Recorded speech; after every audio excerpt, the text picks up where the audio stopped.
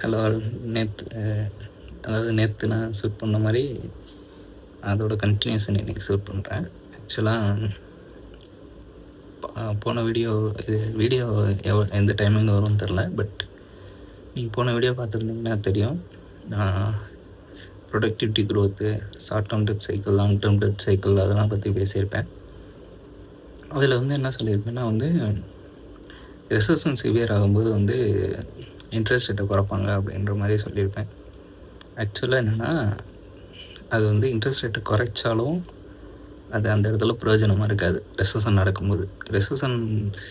நடக்கும்போது என்ன ஆகும் அப்படின்றத நம்ம பார்ப்போம். ஃபஸ்ட்டு கடைசியாக நான் என்ன சொல்லியிருந்தேன், டீலெவரேஜிங் பற்றி நம்ம தெரிஞ்சுக்கலாம் அப்படின்னு சொல்லியிருந்தேன். டீலெவரேஜிங் என்ன ஆகும்னா இந்த மாதிரி டெப்ட் சைக்கிளில் எல்லோரும் கடன் வாங்கி எல்லாத்தையும் யூஸ் பண்ணிகிட்டு இருக்கும்போது, நீங்கள் எல்லோரும் கடன் வாங்குறாங்கன்னா நீங்கள் இண்டிவிஜுவல் பர்சன்ஸ் மட்டும் எடுத்துக்கக்கூடாது. ஆர்கனைசேஷன்ஸ் இருக்குது, கம்பெனிஸ், அவங்களுமே கடன் வாங்கி தான் ரன் பண்ணுவாங்க. பிஸ்னஸை எக்ஸ்பேண்ட் பண்ணுறதுலாம் கடன் வாங்கி தான் பண்ணுவாங்க. ஸோ நான் எல்லோரும் சொல்லும்போது எல்லாரையும் மொத்தமாக எல்லாத்தையும் கன்சிடர் பண்ணிக்கோங்க. இப்போ டீலிவரேஜிங் இருக்குது. டீலிவரேஜிங் அப்படின்னா என்ன பண்ணுவாங்கன்னா இந்த மாதிரி பூம் ஆகிட்டு ரெசஷன் ஆகும்போது யார்கிட்டையும் பெருசாக கையில் காசு இருக்காது. ஜாப்ஸு மோஸ்ட்லி நிறைய பேருக்கு ஜாப்ஸ் இழந்துருவாங்க. ஸோ இந்த மாதிரி சுச்சுவேஷனில் என்ன பண்ணுவாங்கன்னா, அவங்க எல்லோரும் நல்லா சம்பாதிக்கும் போது அவங்க வாங்கி வச்ச அந்த அசட்ஸ் இருக்கும். அந்த அசட்ஸை செல் பண்ணி எல்லோரும் அவங்களோட கடனை திருப்பி அடைக்கலாம், இல்லை அவங்க லிவிங்காக யூஸ் பண்ணலாம் அப்படின்றக்காக எல்லோரும் அவங்க அசட்டை செல் பண்ண வருவாங்க. எல்லோரும் அவங்களோட அசட்டை செல் பண்ணும்போது என்ன நடக்கும், மார்க்கெட்டில் மொத்தமாக சப்ளை அதிகமாகிடும். சப்ளை அதிகமாகிடுச்சுன்னா அதுக்கான பையர்ஸ் கம்மியாக இருப்பாங்க. பட்டு எல்லோரும் செல் பண்ணணும்னு சொல்லி பார்ப்பாங்க. ஸோ அப்போ என்ன ஆகும்னா மார்க்கெட்டில் கிராஷ் ஆரம்பிச்சிடும். ஏன்னா பையர்ஸ் இருக்க மாட்டாங்க அவங்க செல் பண்ணுறத வாங்குகிற அளவுக்கு. நீங்கள் ஸ்டாக் மார்க்கெட் பார்த்தீங்கன்னா தெரியும், இந்த சைடு ஆஸ்க்கு பிட்டுன்னு சொல்லி 2 இது இருக்கும். ஸோ இதில் நம்ம செல்லர்ஸ் என்னென்னா அதிகமாக அவங்க பொருளை விற்றா போதும், அவங்களுக்கு காசு வேணுன்ற சுச்சுவேஷனில் அவங்க ஆக்சுவலாக அந்த பொருளுக்கு என்ன வேல்யூவோ அதோட கம்மியான வேல்யூவில் கூட சில சமயம் விற்க ஆரம்பிச்சிருவாங்க. இதுதான் டீலெவரேஜிங் ஃபேஸ்ன்னு சொல்லிட்டு அந்த ஃபேஸில் நடக்கும். ஸோ இங்கே என்ன ஆகும்னா கிரெடிட்லாம் டிஸப்பியர் ஆக ஆரம்பிச்சிடும். கிரெடிட்லாம் டிஸப்பியர் ஆகிட்டு அசட் ப்ரைஸஸ் கீழே விழுக ஆரம்பிச்சிடும்.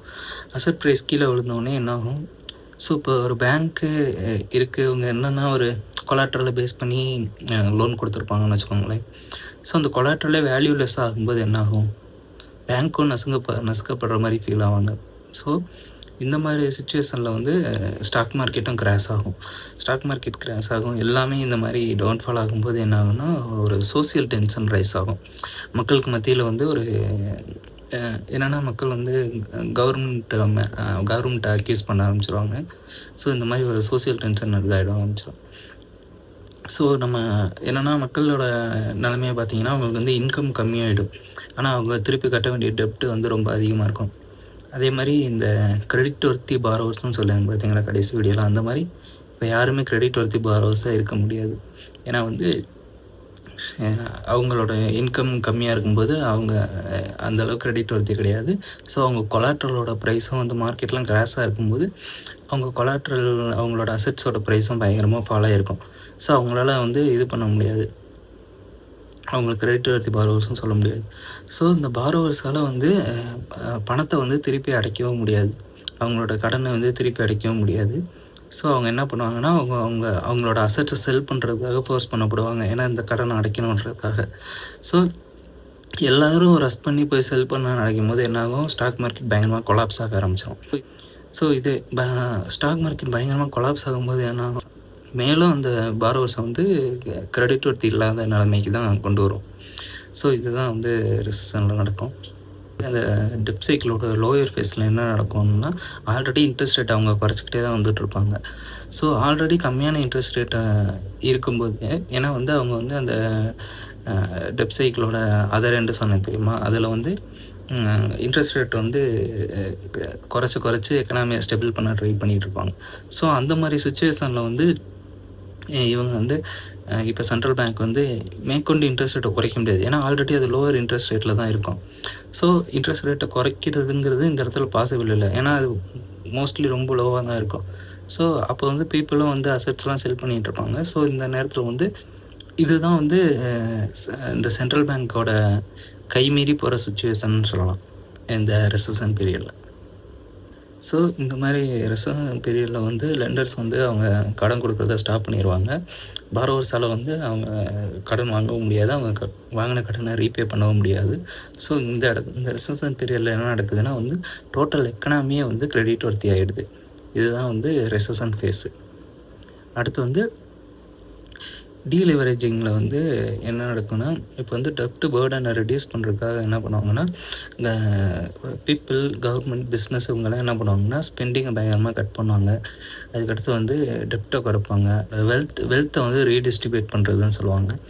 இன்னொன்று என்னன்னா, சென்ட்ரல் பேங்க் வந்து பணத்தை அதிகமாக பிரிண்ட் பண்ணுவாங்க. பணத்தை அதிகமாக பிரிண்ட் பண்ணி உள்ள எக்கனாமிக்கில் உள்ள இன்ஜெக்ட் பண்ணுவாங்க. இது வந்து லிக்விட் இன்ஜெக்ஷன் சொல்லுவாங்க. இதை நீங்கள் மணி ஹெய்ஸ்ட் சீரீஸ் பார்த்துருந்தீங்கன்னா உங்களுக்கு தெரியும். அதில் வந்து நாங்கள் பணத்தை அடிக்கிறோம்னா இப்போ நீங்கள் மட்டும் எதுக்கு பணத்தை பிரிண்ட் பண்ணுறீங்க, லிக்விட் இன்ஜெக்ஷன்ற பேரில் பணத்தை பிரிண்ட் பண்ணி சொசைட்டியில் உள்ளே விட்றீங்க, அதான் இன்ஃப்ளேஷன் லீட் பண்ணுது அப்படின்னு சொல்லி மணி ஹெய்ஸ்ட் சீரீஸில் வந்து ஒரு இது சொல்லியிருப்பாங்க. நீங்கள் அது ஒரு வாட்டி பார்த்தீங்கன்னா உங்களுக்கு அது புரியும். ஸோ இந்த மாதிரி பாரோவர்ஸ் வந்து அவங்க ஸ்பெண்டிங்கை ஸ்டாப் பண்ணிட்டு புது டெப்ட் எடுக்கிறதையும் நிப்பாட்டிடுவாங்க. கம்ப்ளீட்டாக நிப்பாட்டிட்டு ஓல்டு டெப்டை பே பண்ணுறதை பற்றி மட்டும் யோசிப்பாங்க. இந்த ஒரு சுச்சுவேஷனை வந்து ஆஸ்டெரிட்டின்னு சொல்லுவாங்க. ஸோ இது வந்து இந்த மாதிரி ரிசெஷன் இது எங்கே கொண்டு போகும்னா டிப்ரெஷன்ற ஒரு ஃபேஸ் போகும். இது என்னன்னா சில சமயங்கள் அது கிரேட் டிப்ரெஷன்லாம் சொல்லுவாங்க. யூஎஸில் ஒரு சில இதில் 1930, 2008 இந்த மாதிரி சில இன்சிடென்ட்ஸ் எல்லாம் இருக்குது. ஸோ இதில் வந்து என்ன ஆகுனா வந்து பேங்க்கு வந்து ரொம்ப கம்மியான இன்ட்ரெஸ்ட் ரேட், உங்களோட சேவிங்ஸ் அக்கௌண்ட்டில் வந்து ரொம்ப கம்மியான இன்ட்ரெஸ்ட் ரேட் தான் கொடுக்குதுன்னு என்ன பண்ணுவீங்க? ஸோ உங்களோட பணத்தை நீங்கள் வித்ட்ரால் பண்ணி நீங்கள் உங்களோட லைஃப் ஸ்டைலுக்காகவோ, ஏன்னா ஆல்ரெடி ரெசஷனில் இருக்குது, ஸோ நீங்கள் உங்கள் பணத்தெல்லாம் வித்ட்ரா பண்ணி இது பண்ணுவீங்க. வித்ட்ரா பண்ணும்போது என்ன ஆகும் வந்து பேங்க்குக்கு ஒரு ரூல் இருக்குது. அதாவது இப்போ பேங்க் கையில் ₹1 இருந்தால் அவங்க ₹10 வரைக்கும் லேர்ன் பண்ணலாம், கடன் கொடுக்கலாம். ஸோ இப்போ வந்து பேங்க் கிட்ட வந்து அவங்களோட இருப்பு தொகை வந்து ரொம்ப கம்மியாயிடும். இது ஒரு பிரச்சனை. அதுக்கப்புறம் வந்து அவங்கக்கிட்ட கடன் வாங்குறவங்களால திருப்பி கடனை பே பண்ண முடியாது. ஸோ இது வந்து பேங்க்குக்கு ஒரு பெரிய தலைவலி ஆகும். ஸோ பாரோவர் வந்து என்னென்னா வந்து பாரோவர் வந்து ட்ரஸ்ட் வர்த்தியாக இருக்க மாட்டார் இனிமேல். ஏன்னா வந்து இந்த மாதிரி ஒரு பீரியடில் ஸோ லெண்டர் வந்து என்னென்னா, இப்போ கடன் கொடுக்குறாங்கள பேங்க்கு யாரோ ஒருத்தவங்க, அவங்களுக்கு அந்த கடன் தான் வந்து அசெட்டு. நம்ம முன்னாடி ஃபஸ்ட்டு பார்த்த மாதிரி அந்த கடன் கொடுக்குறவங்களுக்கு அந்த கடன் தான் அசெட்டு. ஏன்னா அதில் வந்து ஒரு இன்கம் வரும், இன்ட்ரெஸ்ட்டு. ஸோ அந்த அசெட்டுமே வேல்யூலெஸ் ஆகிடும். இதுதான் இந்த டிப்ரெஷன் ஸ்டேஜில் நடக்கக்கூடியது. ஸோ என்ன பண்ணுவாங்கன்னா வந்து பேங்க்ஸ் வந்து டெப்ட்டை ரீஸ்ட்ரக்சர் பண்ணுவாங்க. பண்ணுவாங்கன்னா அதாவது கம்மியான அமௌண்ட் பே பண்ண சொல்கிறது, அதாவது இஎம்ஐயை கொஞ்சம் டிவைட் பண்ணி கொஞ்சம் பெருசாக போட்டு கம்மியான அமௌண்ட் பே பண்ண சொல்கிறது. ஸோ இந்த மாதிரி விஷயங்கள் கூட அடுத்தடுத்த ஸ்டெப் எடுப்பாங்க. அதே மாதிரி அவங்களோட இன்ட்ரெஸ்ட் ரேட்டுக்கு வந்து அவங்களோட இன்ட்ரெஸ்ட் ரேட் டைம், அதான் நான் சொன்ன மாதிரி லாங்கர் டைம் வந்து அந்த பேமெண்ட்ஸை வந்து லாங்கர் டைமுக்கு மூவ் பண்ண வைப்பாங்க. அதேமாதிரி இன்ட்ரெஸ்ட் ரேட்டும் லோவராக வைப்பாங்க. ஸோ இப்போ என்னன்னா நமக்கு இந்த இது கொடுக்கக்கூடிய பணம் கொடுக்கக்கூடிய லெண்ட் பண்ணுறாங்கள பேங்க், அவங்களுக்கு வந்து அட்லீஸ்ட் சம்திங் ஏதாவது கிடைக்கும், அதாவது எதுவுமே இல்லாதன்ற ஸ்டேஜை விட ஏதாவது ஒன்று கிடைக்குன்ற ஒரு நிலைமைக்கு தள்ளப்படுவாங்க.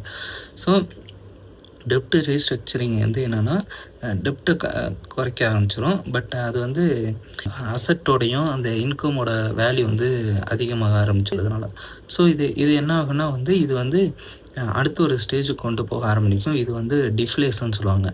நம்ம ஃபஸ்ட்டே சொல்லியிருந்தேன், டிஃப்ளேஷன் வந்து ரொம்ப இன்ஃப்ளேஷனோட டிஃப்ளேஷன் ரொம்ப ஆபத்தானதுன்னு சொல்லியிருந்தேன். ஏன்னா வந்து இப்போ சைனாவும் இடையில அந்த ஒரு இஷ்யூ ஃபேஸ் பண்ணாங்கன்னு சொல்லி அதை அடுத்து சொல்கிறேன். ஸோ இந்த மாதிரி ஃபேஸில் வந்து என்ன ஆகுன்னா வந்து சென்ட்ரல் கவர்மெண்ட்டுக்கும் இது ஒரு பிரச்சனை. ஏன்னா வந்து சென்ட்ரல் கவர்மெண்ட்டுக்கு வந்து நம்ம பே பண்ணக்கூடிய டேக்ஸ் வந்து அவங்களுக்கு கம்மியாயிரும். நான் முன்னாடி வீடியோவில் சொன்ன மாதிரி சென்ட்ரல் கவர்மெண்ட்டுக்கு வந்து டேக்ஸுங்கிறது வந்து அதுதான் main source of income. So அது ட்ராப் ஆக ஆரம்பித்தோடனே என்னாகும், நிறைய அன்எம்ப்ளாய்மெண்ட் இருக்கும். அன்எம்ப்ளாய்மெண்ட் இருக்கும்போது மக்கள் வந்து சென்ட்ரல் கவர்மெண்ட்டுக்கு எதிராக திரும்ப ஆரம்பிச்சிருவாங்க. ஸோ இந்த மாதிரி சுச்சுவேஷன்ஸில் கவர்மெண்ட் என்ன பண்ணுவாங்கன்னா, அவங்களோட பட்ஜெட் டெஃபிசிட் வந்து பயங்கரமாக எக்ஸ்ப்ளோர்ட் ஆக ஆரம்பிச்சிடும். ஸோ ஏன்னா வந்து அவங்க ஏர்ன் பண்ணுற டேக்ஸோட அவங்க மறுபடியும் மக்களுக்கு செய்யக்கூடிய இது வந்து அதிகமாக ஆக ஆரம்பிச்சிடும். ஸோ இது வந்து எப்படின்னா, ஒரு சென்ட்ரல் கவர்மெண்ட் இருக்காங்க, அவங்க வந்து இப்போ ஒரு லெண்டர்ஸு, ஒரு goods and service, tax payers, unemployed, இவங்க எல்லாத்தையும் வந்து டேக் கேர் பண்ணுறது தான் சென்ட்ரல் கவர்மெண்ட்டோட வேலை. ஸோ என்னன்னா, கவர்மெண்ட் வந்து வெல்த்தி பீப்புளுக்கு டேக்ஸை ரைஸ் பண்ணுங்க அப்படின்ற மாதிரி இந்த மக்கள் வந்து போராட்டம் பண்ண ஆரம்பிச்சிடுவாங்க. வெல்த்தி பீப்புள் வந்து டேக்ஸ் கம்மியாக தான் பே பண்ணுறாங்க, அவங்க தான் அவங்கக்கிட்ட நீங்கள் அதிகமாக டேக்ஸ் வாங்குங்க, அந்த மாதிரி வந்து மக்கள் போராட்டம் பண்ண ஆரம்பிச்சிடோன்னே கவர்மெண்ட்டும் வேறு வழி இருக்காது. அப்போ வந்து வெல்த்தி பீப்புள்கிட்ட வந்து டேக்ஸை அதிகப்படுத்தி மணியை டிஸ்ட்ரிபியூட் பண்ணணுன்ற ஒரு சுச்சுவேஷன் வரும்போது என்ன பண்ணுவாங்க, பட்டு கவர்மெண்ட் அதுதான் ஒரு வழியாக கையில் எடுப்பாங்க. பட் அது என்ன நடக்கும்னா வந்து பணக்காரங்க அவ்வளோ சீக்கிரத்தில் அவங்கக்கிட்ட இருக்க பணத்தை கொடுக்க மாட்டாங்க. நீங்களே பார்த்துருப்பீங்க, இந்தியாவில் இருக்க நிறையா பணக்காரங்க வந்து போய் துபாயில் போய் செட்டில் ஆகுறது அந்த மாதிரி, ஏன்னா அதிகமாக டேக்ஸ் கட்ட வேண்டியதாக இருக்குது அப்படின்றதுக்காக. ஸோ இது என்ன நடக்கும்னா, ஒரு சோசியல் டிஸ்டர்பன்ஸ் நடக்கும். இது வந்து இந்த ஒரு சோசியல் டிஸ்டர்பன்ஸ் வந்து என்ன ஆகும்னா வந்து, இப்போ நம்மளை ஆள்ற சென்ட்ரல் கவர்மெண்ட் சரியில்லை சொல்லி அவங்க வந்து ஆப்போசிஷன் பார்ட்டிக்கு வந்து ஓட் பண்ண ஆரம்பிச்சிருவாங்க. ஸோ அதாவது அடுத்த எலெக்ஷனில் வந்து ஒரு பொலிட்டிக்கல் சேஞ்ச் நடக்க ஆரம்பிச்சிடும். மேபி அது ரொம்ப கேஸ் மாதிரி நடந்து இடையிலேயே கூட இதாகலாம், இல்லைனா வந்து அடுத்த ஒரு எலெக்ஷன் வரும்போது அது ஒரு பொலிட்டிக்கல் சேஞ்சுக்கும் லீட் ஆகலாம். ஸோ இந்த மாதிரி தான் ஒரு டிப்ரெஷன் ஸ்டேஜில் வந்து இதாகும். ஸோ வந்து மக்கள்கிட்ட வந்து கிரெடிட் இல்லை அப்படிங்கிற ஒரு பட்சத்தில் வந்து, ஸோ நம்ம ஃபஸ்ட்டு சொன்ன ஈக்குவேஷன் படி வந்து டோட்டல் ஸ்பெண்டிங்கிறது கிரெடிட் ப்ளஸ் மணி. ஸோ நம்ம அந்த இடத்துல வந்து கிரெடிட்டை ரிமூவ் பண்ணிட்டா என்ன இருக்கும், மணி மட்டும்தான் இருக்கும். ஸோ மணி பை எவ்வளோ குவான்டிட்டி வாங்க முடியுமோ அதுக்கேற்ற மாதிரி தான் ப்ரைஸ் வந்து மார்க்கெட்டில் இருக்கும். ஸோ இந்த மாதிரி சுச்சுவேஷனில் வந்து மக்களால் வந்து நிறையா ஸ்பெண்ட் பண்ண முடியாது, நிறையா வாங்க முடியாது. ஸோ இந்த ஸ்டேஜில் வந்து என்னென்னா, சென்ட்ரல் பேங்க் உள்ளே வந்து இன்ட்ரெஸ்ட் ரேட்டை வந்து ஆல்ரெடி லோவர் ஆகிறதுக்கு இன்னும் லோ பண்ணிட்டு வந்து அதிகமாக பணத்தை பிரிண்ட் பண்ண ஆரம்பிச்சிடுறாங்க. பணத்தை அதிகமாக பிரிண்ட் பண்ணி எக்கனாமிக்கில் நான் சொன்ன மாதிரி லிக்விட் இன்ஜெக்ஷன் பண்ண ஆரம்பிச்சிடுறாங்க. ஸோ இது வந்து இன்ஃப்ளேஷனை வந்து இது பண்ண ஆரம்பிச்சிடும். ஸோ அப்புறம் சென்ட்ரல் பேங்க் என்ன பண்ணுவாங்கன்னா வந்து ஒரு சில ஃபினான்ஷியல் அசட்ஸ் எல்லாம் வந்து பை பண்ண ஆரம்பிச்சிடுவாங்க. ஸோ இது வந்து மார்க்கெட்டில் வந்து திரும்ப அந்த வேல்யூ வந்து இன்க்ரீஸ் ஆக இது பண்ணுவாங்க. ஸோ அதே மாதிரி சென்ட்ரல் கவர்மெண்ட்டு ஒரு சில குட்ஸ் அண்ட் சர்வீசஸும் வாங்க ஆரம்பிப்பாங்க. இது ரெண்டுமே வந்து எக்கனாமியை பூஸ்ட் பண்ண ஸ்டார்ட் ஆகும். ஸோ இதே ஒரு நிலைமையில் வந்து சென்ட்ரல் பேங்க் வந்து என்ன பண்ணுவாங்கன்னா வந்து சென்ட்ரல் கவர்மெண்ட் வந்து பாண்ட் இஷ்யூ பண்ணுவாங்க. சென்ட்ரல் கவர்மெண்ட்டுக்கு ஒரு பணம் வேணும்னா அவங்கக்கிட்ட வந்து பணம் இருக்குது, பணம் வந்து அவங்க பாண்டு ரைஸ் பண்ணி தான் வாங்குவாங்க. கடன் பத்திரம் வந்து வெளியே விட்டு வாங்குவாங்க. நம்ம மக்களும் சாதாரண மக்களும் வாங்கலாம், அதே மாதிரி சென்ட்ரல் பேங்க்கும் அந்த பாண்டை வாங்கலாம். ஸோ இந்த மாதிரி சுச்சுவேஷனில் என்ன ஆகுன்னா வந்து, ஸோ இப்போ கவர்மெண்ட்டில் வந்து ஒரு சில ப்ராஜெக்ட்ஸ் அனௌன்ஸ் பண்ணுறாங்க. ஸோ அந்த மாதிரி நிறைய பேருக்கு வேலை கிடைக்கும். ஸோ இங்கே வந்து என்ன ஆகுன்னா, அப்படியே கொஞ்சம் கொஞ்சமாக அந்த எக்கனாமி மறுபடியும் ஸ்டெபிள் ஆக ஆரம்பிக்கும். மக்களோட வந்து இன்கம் அதிகமாக ஆரம்பிக்கும். அது வந்து மக்களோட அந்த கடன் சுமையை குறைக்கும். சென்ட்ரல் பேங்க்கோட வேலையே வந்து இன்ஃப்ளேஷனை பேலன்ஸ் பண்ணுறது தான். ஸோ இது வந்து டீலிவரேஜிங்கில் வந்து இது நடக்கும். ஸோ இப்போ என்ன பண்ணுவாங்க வந்து டெப்டை வந்து ரெடியூஸ் பண்ணிட்டு அதுக்கு ரிலேட்டிவாக இன்கம் வந்து இன்க்ரீஸ் பண்ண ட்ரை பண்ணுவாங்க. ஸோ இந்த ஒரு ஸ்டேஜில் தான் வந்து உண்மையான எக்கனாமிக் க்ரோத் வந்து பாசிபிள். ஸோ இங்கே வந்து என்னென்னா, இன்ஃப்ளேஷனுங்கிறது ப்ராப்ளம் இல்லை, நம்ம இன்னும் சொல்ல மாதிரி டிஃப்ளேஷன்றது தான் பெரிய ப்ராப்ளம். இன்ஃப்ளேஷன் ப்ராப்ளம் தான், கம்ப்ளீட்டாக ப்ராப்ளம் இல்லைன்னு சொல்ல வரல. அதோட டிஃப்ளேஷன்றது வந்து ரொம்ப பெரிய ப்ராப்ளமாக பார்க்கப்படுது. ஸோ இதை வந்து கரெக்டாக பேலன்ஸ் பண்ணிகிட்டே இருக்க வேண்டியது தான் வந்து ஒரு சென்ட்ரல் பேங்க்கோட வேலையே. இந்த பேலன்ஸ் எப்படி பண்ணுவாங்க, ஸ்பெண்டிங்கை கட் பண்ணுறது மூலமாக, டெப்டை குறைக்கிறது மூலமாக, வெல்த்தை ரீடிஸ்ட்ரிபியூட் பண்ணுறது மூலமாக, இந்த மாதிரிலாம் பண்ணுவாங்க. இது வந்து டிஃப்ளேஷன் ஃபேஸில் பண்ணுவாங்க. ஸோ இதை பேலன்ஸ் பண்ணுறதுக்கு என்ன பண்ணுவாங்க, அவங்களுக்கு வேறு எந்த ஆப்ஷனும் கிடையாது, பணத்தை பிரிண்ட் பண்ணுறது தான். ஸோ அதனால தான் வந்து பார்த்திங்கன்னா, இப்போ வந்து யுஎஸ் கவர்மெண்ட் வந்து அதிகமாக பணத்தை பிரிண்ட் பண்ணிட்டே இருக்காங்க அப்படின்னு சொல்லி இப்போ கொரோனா டயத்துலலாம் வந்து அவங்க எக்கனாமி ஸ்டேபிள் ஆக்கணுன்றதுக்காக அதிகமாக பணத்தை பிரிண்ட் பண்ணிட்டாங்க. அதனால தான் அதுக்கான ஒரு கிராஸ் சிச்சுவேஷன் தான் இப்போ இருக்குது அப்படின்ற மாதிரி சொல்லிகிட்டே இருப்பாங்க. இது காரணம் வந்து அவங்க இந்த பேலன்ஸ் பண்ணுறதுக்காக எல்லா கவர்மெண்ட்டுமே இதை பண்ணுறது தான். அவங்க பணத்தை பிரிண்ட் பண்ணி இந்த டீஃப்ளேஷனையும் இன்ஃப்ளேஷனையும் பேலன்ஸ் பண்ணிட்டே இருப்பாங்க. ஸோ இப்போ வந்து நீங்கள் கேட்கலாம் வந்து இப்போ சென்ட்ரல் பேங்க் வந்து இந்த மாதிரி பணத்தை பிரிண்ட் பண்ணுறதுனால வந்து இன்ஃப்ளேஷன் அதிகமாகுது அப்படின்ற மாதிரி கேட்கலாம். ஸோ இதுக்கு பதிலாக பேசாமல் அவங்க அந்த கிரெடிட்டெல்லாம் வந்து அந்த பணத்தை வச்சு அடைச்சிட்டா வந்து இதாகிடும் அப்படின்னு நீங்கள் நினைக்கலாம். ஆனால் வந்து நான் முன்னாடியே சொன்ன மாதிரி எக்கனாமின்றது வந்து அதில் வந்து ஸ்பெண்டிங் தான் மேட்ரு. நீங்கள் எவ்வளோ வந்து ஸ்பெண்ட் பண்ணுறீங்க அப்படிங்கிறது தான் மேட்ரு. ஸோ அது வந்து ஸ்பெண்டிங் வந்து நீங்கள் உங்கள்கிட்ட இருக்க பணத்தை வச்சு பண்ணுறீங்களா, இல்லை உங்கள்கிட்ட இருக்க கிரெடிட் வச்சு பண்ணுறீங்களா அப்படிங்கிறது தான் இந்த எக்கனாமிக் சைக்கிளே இதாகும். So credit plus money spending, credit plus money equal to spending சொன்னார். ஸோ இதில் வந்து அப்போ வந்து நமக்கு வந்து ரியல் ப்ரைஸுங்கிறது வந்து நம்ம எவ்வளோ வந்து ஸ்பெண்ட் பண்ணுறோம் அப்படிங்கிறத பொறுத்து தான் வந்து மார்க்கெட்டோட ப்ரைஸ் வந்து மேலே கீழே போகிறது இருக்கும்னு சொல்லியிருந்தேன். ஸோ இவங்க வந்து டைரெக்டாக வந்து பணத்தை பிரிண்ட் பண்ணி எல்லா கிரெடிட்டையும் அடைக்க மாட்டாங்க. ஸோ இவங்க பணத்தை பிரிண்ட் பண்ணுறது மூலமாக வந்து எக்கனாமிக்கில் வந்து லிக்விட் இன்ஜெக்ஷன் ஆகிறதுனால வந்து ஸோ மறுபடியும் அந்த எக்கனாமி க்ரோ ஆகும். அந்த எக்கனாமி க்ரோ ஆகிறதுனால பீப்புளால் வந்து மறுபடியும் அந்த டெப்டெல்லாம் ரீபே பண்ண முடியும். ஸோ இந்த மாதிரி வேலை தான் வந்து அவங்க வந்து இது பண்ணி பிரிண்ட் பண்ணி வந்து பேலன்ஸ் பண்ணுவாங்களே தவிர உங்களோட கடனை வந்து தள்ளுபடி பண்ணுறது அதெல்லாம் பண்ண மாட்டாங்க. ஸோ அதிகமாக பணத்தை பிரிண்ட் பண்ணி அதிகமாக கடன் கொடுக்க ஆரம்பித்தாங்கன்னா நடக்கும். ஸோ அந்த டெப்டோட க்ரோத்தும் அதிகமாக ஆரம்பிக்கும். அது வந்து சைமல்டேனியஸில் எதை இன்க்ரீஸ் பண்ணுவோம் ஃபஸ்ட்டு வீடியோலாம் சொன்ன மாதிரி இன்கமோட க்ரோத்தையும் அதிகப்படுத்தும். ஸோ இந்த இன்கம் க்ரோத்து வந்து அதிகமான இன்கம் க்ரோத் வரும்போது என்ன ஆகும், எக்கனாமி மறுபடியும் மேலே வர ஸ்டார்ட் ஆகும். ஸோ இதில் வந்து என்னென்னா வந்து இந்த இன்கம் வந்து டெப்ட்டு க்ரோ ஆகிறத விட இந்த இன்கம் க்ரோத் அதிகமாக இருக்கணும். அதுதான் வந்து சென்ட்ரல் பேங்க்கோட மெயின் மோட்டோ. ஏன்னா அப்போ தான் வந்து எக்கனாமியை ஸ்டெபிலைஸ் பண்ண முடியும். திரும்பவும் இன்கமோட டெப்ட்டு க்ரோத் அதிகமாகச்சுன்னா வந்து எக்கனாமி ஸ்டெபிலைஸ் பண்ணுறது கஷ்டமாயிடும். ஸோ மோஸ்ட்லி இவங்க எந்த ஒரு ஸ்டேஜ் வருவாங்கன்னா 1:1 ரேஷியோ தான் மெயின்டைன் பண்ண ட்ரை பண்ணுவாங்க. டெப்ட்டு 1ன்னா இன்கம் 1:1 அந்த மாதிரி மெயின்டைன் பண்ண பார்ப்பாங்க. இப்போ வந்து 2:2 அதாவது இப்போ டெப்ட்டு 2 மடங்கு இருக்குது, உங்கள்கிட்ட இன்கம் 1 மடங்கு தான் இருக்குதுன்னு வச்சுக்கோங்களேன். அப்போ வந்து நீங்கள் கிரெடிட் வர்த்தியே அல்ல. அதுவே வந்து உங்கள்கிட்ட டெப்ட்டு 2 மடங்கு இருக்குது, ஆனால் உங்கள்கிட்ட இன்கம் வந்து 3 மடங்கு அப்படி இருக்குன்னா வந்து நீங்கள் ஒரு கிரெடிட் வர்த்தி. ஸோ இந்த ஒரு ஸ்டேஜை நம்ம அச்சீவ் பண்ணும்போது என்ன அச்சீவ் பண்ணுற வரையும் அவங்க பணத்தை பிரிண்ட் பண்ணி இன்ஜெக்ட் பண்ணிட்டே இருப்பாங்க. ஸோ இந்த ஒரு ஸ்டேஜ் அச்சீவ் ஆனோன்னு என்ன பண்ணுவாங்கன்னா பணத்தை பிரிண்ட் பண்ணுறதை ஸ்டாப் பண்ணிடுவாங்க. ஏன்னா வந்து டூ மச்சாக பிரிண்ட் பண்ணிட்டாங்கன்னா வந்து அது வந்து இன்ஃப்ளேஷனுக்கு வந்து ரொம்ப அதிகமாக இது பண்ண ஆரம்பிச்சிடும். ஸோ இதை வந்து கரெக்டாக பேலன்ஸ் பண்ணுறது தான் வந்து ஒரு சென்ட்ரல் பேங்க்கோட வேலை. ஸோ இந்த டீலிவரேஜிங் ஃபேஸில் என்ன நடக்கும்னா வந்து இன்கம் ரைஸ் ஆகும். ஸோ பாரோவர்ஸ் வந்து கிரெடிட் வர்த்தியாக மாறுவாங்க. பாரோவர் கிரெடிட் வர்த்தி ஆகும்போது என்னாகும், இது கடன் கொடுக்கக்கூடியவங்களுக்கு நம்பிக்கை வர ஆரம்பித்ததுக்கப்புறம் அவங்க வந்து கடனை கொடுக்குறத மறுபடியும் ஸ்டார்ட் பண்ண ஆரம்பிப்பாங்க. ஸோ பாரோவர் வந்து அதிகமாக பாரோ பண்ண அதிகமாக பாரோ பண்ணி அதிகமாக ஸ்பெண்ட் பண்ணுவாங்க. அதிகமாக ஸ்பெண்ட் பண்ணால் என்ன ஆகும், நான் ஃபஸ்ட்டு சொன்ன மாதிரி ஒருத்தரோட ஸ்பெண்டிங் தான் இன்னொருத்தரோட இன்கம். ஸோ அதிகமான ஸ்பெண்டிங் ஆகும்போது எக்கனாமியில் அதிகமான இன்கம் வர ஆரம்பிக்கும். ஸோ இது வந்து ஒரு ரீஃப்ளேஷன்ற ஒரு ஃபேஸ் மாதிரி நடக்கும். ஸோ நான் முன்ன சொன்ன மாதிரி இந்த எக்கனாமிக் க்ரோத்துங்கிறது எப்படின்னா வந்து ஒரு லிவரேஜிங்ன்ற ஃபேஸ் வந்து ஒரு 50 வருஷத்துக்கு இருக்கும். ஸோ அதுதான் வந்து இந்த மாதிரி டெப்ட்லேயே பில்ட் ஆகிற எக்கனாமி அப்படிங்கிறதுனால அது ஒரு கிட்டத்தட்ட ஒரு பபிள் மாதிரி கிரியேட் ஆகும்போது என்ன ஆகும்னா அந்த பபிள் பஸ்ட் ஆகும்போது ஒரு 2-3 வருஷம் வந்து ரெசஷன் பீரியட் மாதிரி லோவாக போக ஆரம்பிக்கும் மார்க்கெட்.